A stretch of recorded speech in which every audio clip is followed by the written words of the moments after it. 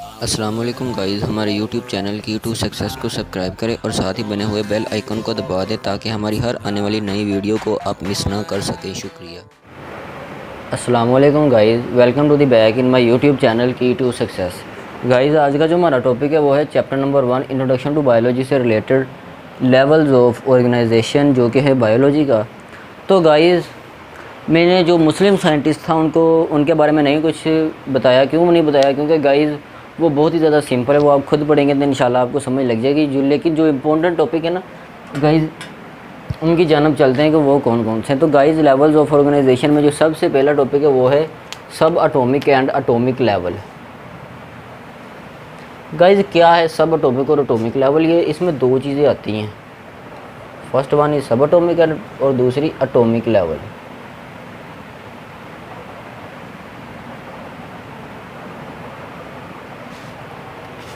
Guys, सब atomic level का मतलब क्या है?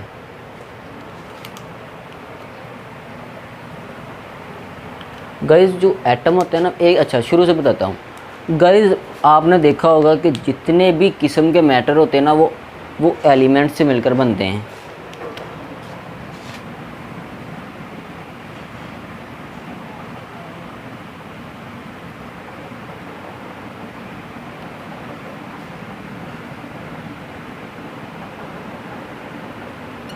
ये देखें गाइज़, एक मैटर है ना गाइज़, ये एलिमेंट से मिलकर बना है। और गाइज़, एक मेरी बात याद रखना कि जो एलिमेंट होता है ना गाइज़, इसके पास अपना एक एटम होता है। ठीक हो गया? एलिमेंट के पास अपना एक सिंगल काइंड ऑफ एटम होता है। हर एलिमेंट मतलब कितने भी किस्म के मैटर्स होते हैं ना, वो एलिमेंट्स पर मुश्तमिल होते हैं, यानी कि एलिमेंट से मिलकर बने होते हैं। और जो एलिमेंट होता है वो कंपोज होता है एटम्स पर। Element compose of atoms. तो गाइस, ये थी मेन चीज़। अब सब एटॉमिक लेवल इसमें क्या है? गाइस, सब एटॉमिक लेवल है कि एटम्स फिर किन से मिलकर बना है। अगर मैटर एलिमेंट से मिलकर बने, एलिमेंट एटम से मिलकर बने, तो एटम्स किससे मिलकर बना है? तो गाइस, ये चीज़ है मेन। एटम, ये गाइस डेफिनेशन है सब एटॉमिक पार्टिकल्स की।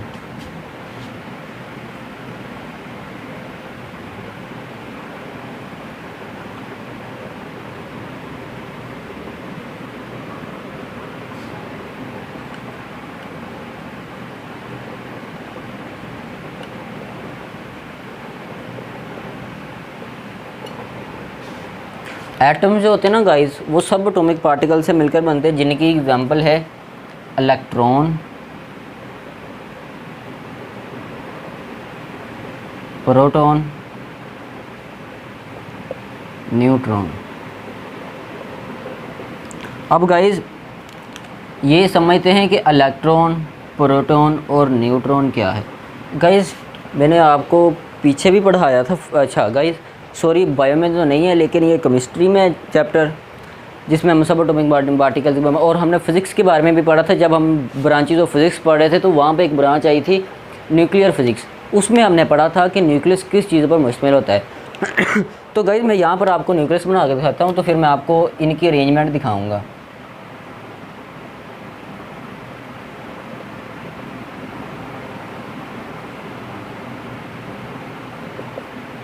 अरेंजमेंट गाइस हम देखते हैं इस शक्ल से। गाइस, ये है न्यूक्लियस। ठीक होगा गाइस?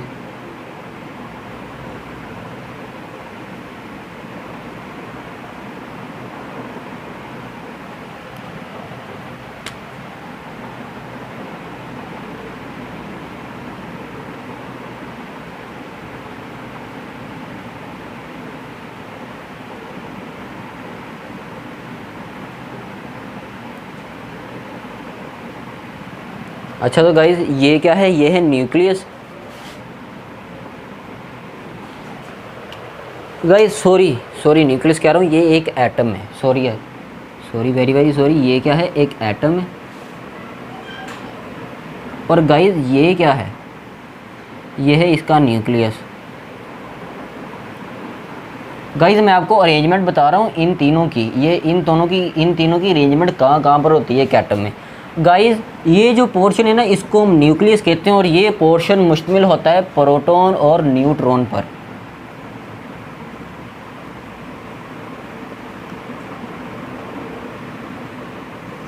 गाइस प्रोटॉन और न्यूट्रॉन न्यूक्लियस एटम के न्यूक्लियस में होते हैं। प्रोटॉन पर गाइस आपको पता है कि पॉजिटिव चार्ज होता है, और न्यूट्रॉन पर कोई चार्ज नहीं होता, नथिंग, कोई चार्ज नहीं है न्यूट्रॉन पर। और गाइस यहाँ से तो आपको पता चल गया कि इसके अंदर क्या है, इसके अंदर न्यूट्रॉन है, प्रोटॉन है, ठीक होगा गाइस। लेकिन ये शेल्स क्या हैं गाइस? अच्छा, तो ये जो रिवॉल्व कर रहे हैं गाइस, ये भी गाइस, ये क्या है गाइस? ये हैं इलेक्ट्रॉन्स के शेल्स, जिनको हम कहते हैं वैलेंस शेल्स वगैरह या इलेक्ट्रॉन शेल्स।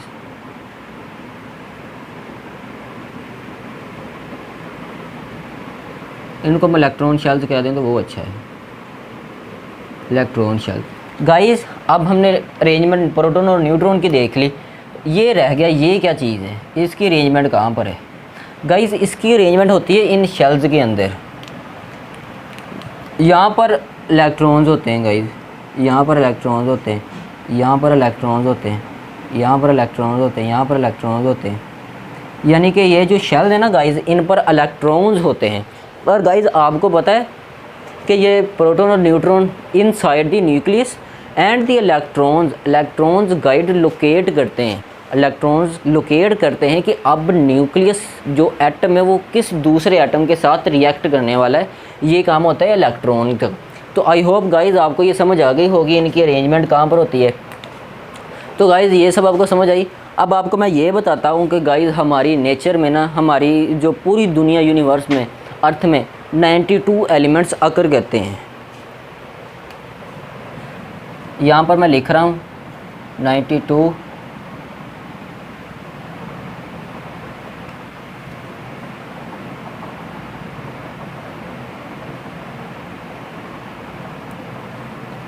गाइस हमारी नेचर में ना 92 एलिमेंट्स है जो अकर करते हैं, और उनमें से गाइस 16 ऐसे एलिमेंट्स हैं जो कि बायो एलिमेंट्स हैं गाइस, 16 एलिमेंट्स। अच्छा, इन 92 में से जो 16 एलिमेंट्स हैं ना गाइस,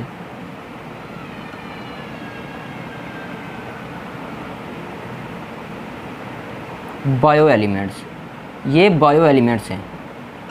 और गाइस ये हमारी बॉडी में होते हैं, हमारे लिविंग ऑर्गेनिजम्स की बॉडी में होते हैं गाइस, लिविंग ऑर्गेनिजम्स की, और ये हमारी बॉडी को मेकअप करते हैं, हमारी बॉडी को डिज़ाइन करते हैं। यानी कि हमारी बॉडी इन 16 एलिमेंट से मिलकर बनी हुई है। कौन से 16 एलिमेंट्स है गाइस, मैं आपको ये भी बताऊंगा, और इनमें से इम्पोर्टेंट कौन से जो कि हमारी बॉडी को 99% बनाते हैं, और जो 1% बनाते हैं वो कौन से हैं गाइस। तो इनको देखने के लिए हम वहाँ से थोड़ा सा रेज कर देते हैं गाइस। ये डेफिनेशन आई होप यू कि आपने ये डेफिनेशन लिख ली होगी, अपनी पेज पर रिटर्न लिख ली होगी, तो फिर कोई मसला नहीं है गाइस। तो गाइस ये देखें OCHNCAP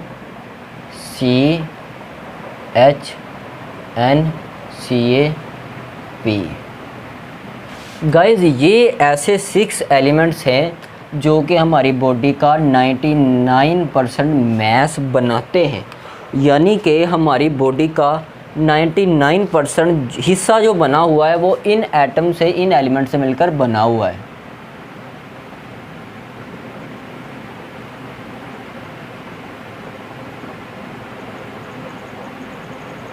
ओके गाइस, तो गाइस ये क्या है, ये है ऑक्सीजन,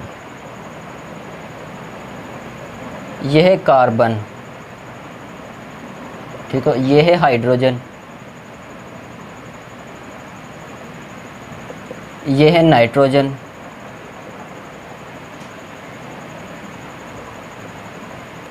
ये है कैल्शियम, और ये है फास्फोरस।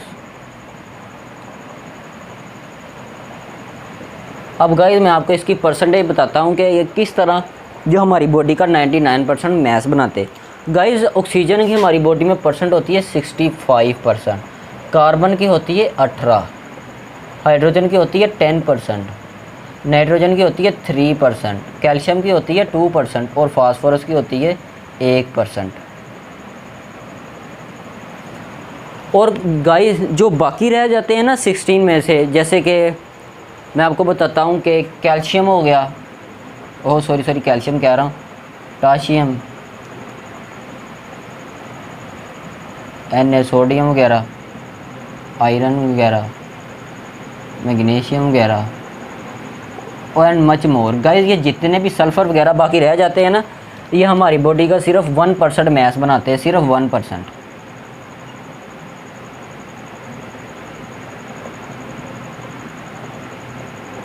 आई होप गाइस आपको समझ तो लग गई होगी कि जो होते हैं ये 6 एलिमेंट्स, ये हमारी बॉडी का 99% मैस बनाते हैं ये।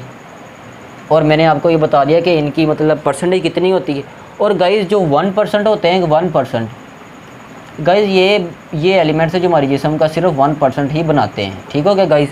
I hope you understand what is सब एटॉमिक एंड एटॉमिक लेवल। तो गाइस अब चलते हैं हम नेक्स्ट टॉपिक पे, जिसका नाम है मोलेकुलर लेवल।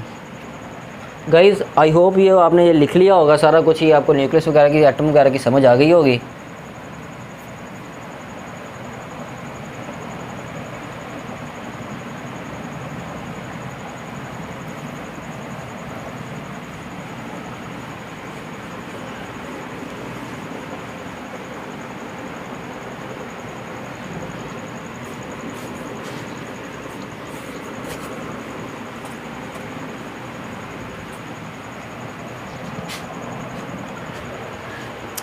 तो गाइस जो नेक्स्ट है ना गाइस टॉपिक हमारे पास, वो है मोलेकुलर लेवल।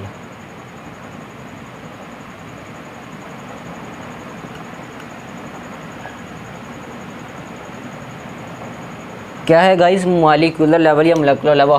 हाई क्लास में तो जाके तो इसको मोलेकुलर लेवल पढ़ते हैं। तो गाइस मोलेकुलर लेवल क्या है? मॉलिक्यूल, ठीक हो गया गाइस? और आपको तो पता है कि मॉलिक्यूल एक स्मॉलेस्ट पार्ट है कंपाउंड का, ठीक होगा गाइस? अब मोलेकुलर लेवल पर जाकर होता है क्या गाइस? मोलेकुलर लेवल पर जाकर हम स्टडी करते हैं डीएनए की। ये मैं यहाँ पर डीएनए वगैरह बना रहा हूँ।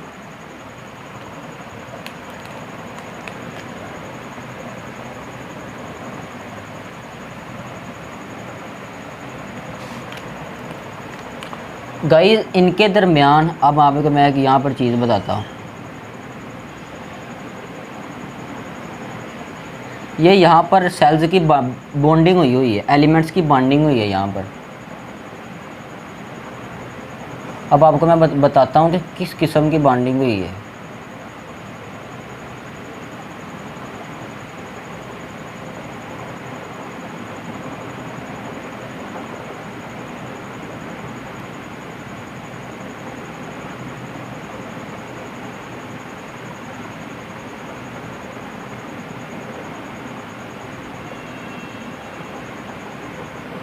ओके तो गाइस आप देख सकते हैं कि अगर ये डीएनए ना डबल हेलिक्स,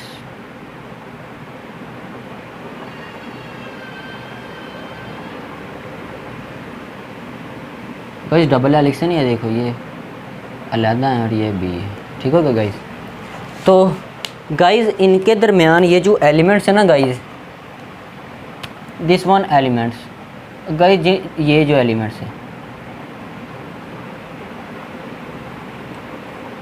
गाइस, ये आइसोलेटेड नहीं होते, ये अलग नहीं होते, ठीक हो गया? ये आपस में मिले हुए होते हैं। किन बॉन्ड्स के ज़रिए? दो बॉन्ड्स के ज़रिए मिले हुए होते हैं। कंबाइन विद ईच अदर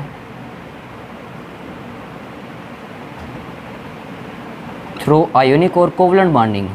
इनके दरमियान आयनिक या कोवलेंट बॉन्डिंग होती है।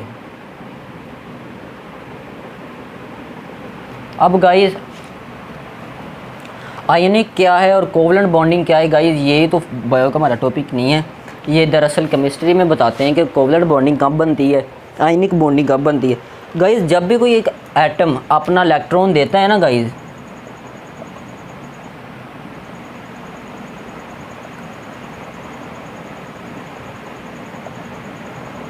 जब भी कोई एटम इलेक्ट्रॉन अपना देता है तो गाइस वो आयन में बदल जाता है, उस पर पॉजिटिव या नेगेटिव चार्ज आ जाता है।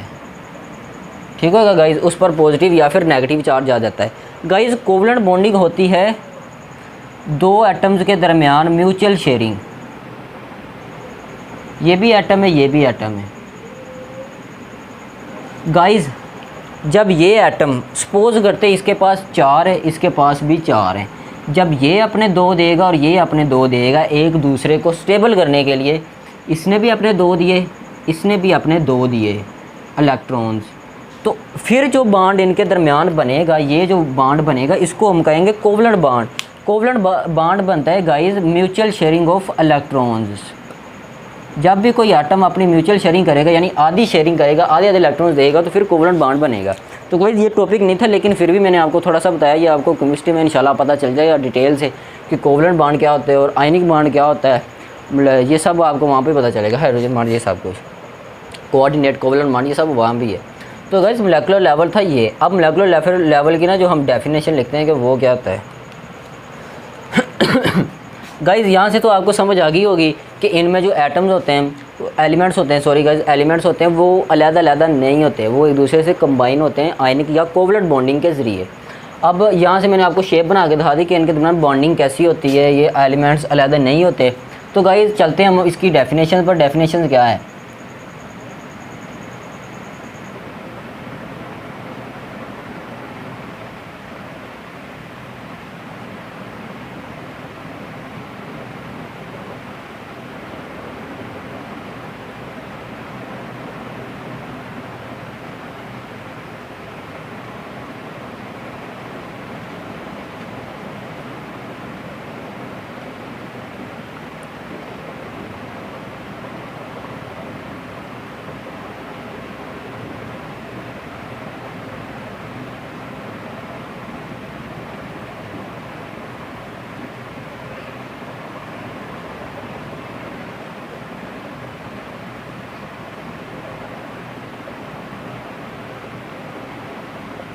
गाइज़ ये डेफिनेशन ये मैंने तो शेप के वाले से लिख दी, लेकिन आप चाहे तो अपनी बुक वाले भी कर सकते हैं, बुक पे लिखी हुई है स्टार्ट पे। तो गाइज़ तारीफ़ क्या है? दी एटम्स ऑफ डिफरेंट एलिमेंट्स।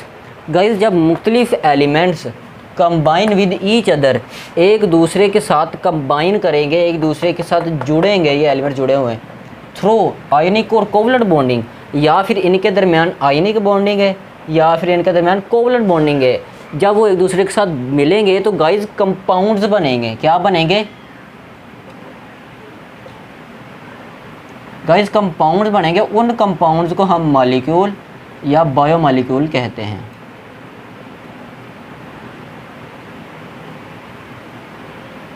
यहाँ पर कंपाउंड्स भी बनेंगे गाइस। यहाँ पर स्टार्टअप से पहले जब ये आयनिक या कोवलेंट बॉन्ड से मिलेंगे ना, तो यहाँ पर कंपाउंड्स बनेंगे। सॉरी गाइस, यहाँ पर कंपाउंड में लिखता हूँ कंपाउंड्स। जड़ी जोन सी गाइस जोन सी मर्जी डेफिनेशन लिख ले, चाहे अपनी किताब वाली लिख लें या यही लिख लें, ये आप पर है। अब तो गाइस ये था मोलेकुलर लेवल। अब इसकी आगे भी 2 टाइप्स हैं, ठीक हो गया गाइस? वो हम देखते हैं कि वो कौन कौन सी। गाइस मैं ये रेज कर देता हूँ तो फिर हम वो आसानी से पढ़ पाएंगे।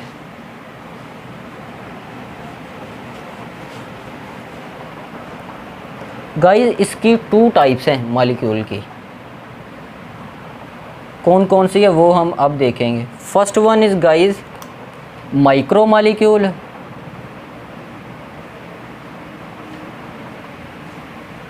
And the second one is macro molecule. Guys micro क्या है, मैक्रो क्या है? अब गाइस अच्छा, आपको ये तो पता होगा कि माइक्रो मीन क्या होता है। गाइस माइक्रो का मतलब होता है, ये सिर्फ माइक्रो यहाँ तक, इसका मतलब होता है छोटा, ठीक। और गाइस यहाँ तक मैक्रो का मतलब होता है बड़ा, ये इसका मतलब होता है। जब हम छोटे मॉलिक्यूल्स की स्टडी करेंगे तो उनको माइक्रो मॉलिक्यूल कहेंगे, जब हम बड़े मॉलिक्यूल्स की स्टडी करेंगे तो उनको हम मैक्रो मॉलिक्यूल्स कहेंगे। तो गाइस यहाँ पर एक सवाल पैदा होता है कि फिर मॉलिक्यूल क्या है? माइक्रो का भी पता है, मैक्रो का भी पता है, मॉलिक्यूल क्या है? गाइस मॉलिक्यूल असल में कंपाउंड का ऐसा छोटा पार्ट होता है जिसमें कंपाउंड की सारी प्रॉपर्टीज़ होती हैं। मैं यहाँ पर इसकी तारीफ भी लिख देता हूँ कि molecule is the smallest part of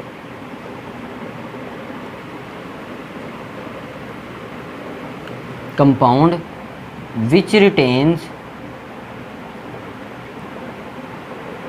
all the properties of compound of that compound। That क्यों लगा है कि यानी कि जिस कंपाउंड में है उसकी प्रॉपर्टीज इसमें होती हैं। तो गाइस ये थी मॉलिक्यूल। क्या मॉलिक्यूल एक कंपाउंड का ऐसा छोटा पार्ट है जिसमें उस कंपाउंड की सारी खसूसियात मौजूद होती है। तो मॉलिक्यूल में मैंने क्लियर कर दिया यहाँ पर। तो गाइस जब हम छोटे मॉलिक्यूल्स की स्टडी करेंगे तो उनको हम माइक्रो मॉलिक्यूल्स कहेंगे। The study of micro molecules called micro molecules. The study of small molecules. जब हम बड़े की करेंगे तो मैक्रो। अच्छा गाइस एक और बात, माइक्रो मॉलिक्यूल का जो मोलेकुलर वेट होता है, जो मॉलिक्यूलर वेट होता है वो स्मॉल होता है। स्मॉल मोलेकुलर वेट क्यों स्मॉल होता है? क्योंकि जितना एलिमेंट छोटा होगा उसका वेट भी उतना ही छोटा कम होगा। मैक्रो का होता है हाई मोलेकुलर वेट।